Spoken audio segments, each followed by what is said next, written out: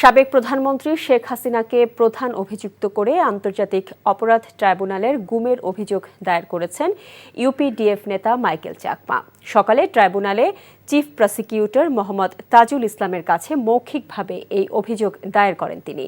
Chief prosecutor জানান, আইনের বিধান অনুযায়ী এই মৌখিক অভিযোগ আমলে নিয়েছে প্রসিকিউশন। কয়েকদিনের মধ্যে অভিযোগের বিস্তারিত লিখিতভাবে দেওয়ার পর তদন্ত কাজ শুরু করবে ট্রাইব্যুনালের তদন্ত সংস্থা।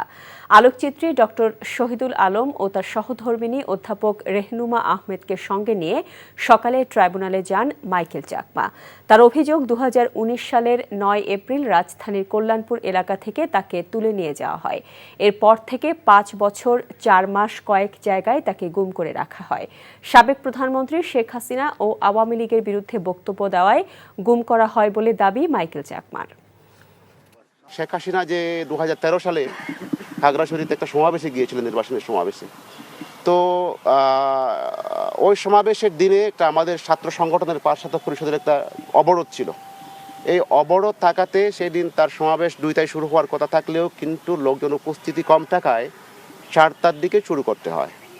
তো ওই সমাবেশের দিন শেখ হাসিনা সে যে পাবলিক মিটিংয়ে বক্তব্য দেওয়ার সময় বলেছিল যে আজকে যারা অবরোধ দিয়েছে তাদেরকে আমি দেখে নেব, একেবারে এইভাবে এসে বলছে, তাদেরকে আমি দেখে নেব। উনি যাদের বিরুদ্ধে অভিযোগ করছেন তাদের প্রত্যেকের ব্যক্তির বিরুদ্ধে, অধিকাংশের বিরুদ্ধে ইতিমধ্যে মামলা কিন্তু আমরা চলমান রেখেছি।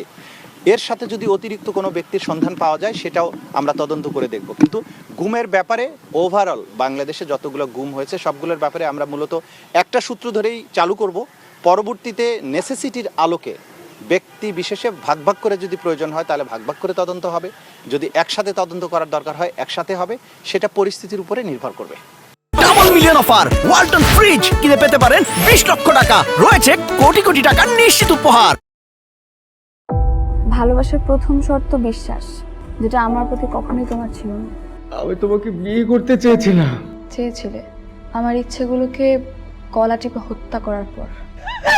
নিলয়ের হঠাৎ এমন চেঞ্জ আমার ভালো লাগছে না। তোমার নিলয়কে নিয়ে টেনশন করতে হবে না। আমি ভুল মানুষকে ভালোবেসেছি। আপনি ডাক্তার? জি। কিসের ডাক্তার আপনি? মেডিসিন, গাইনি, অর্থোপেডিক নাকি সাইকোলজিস্ট?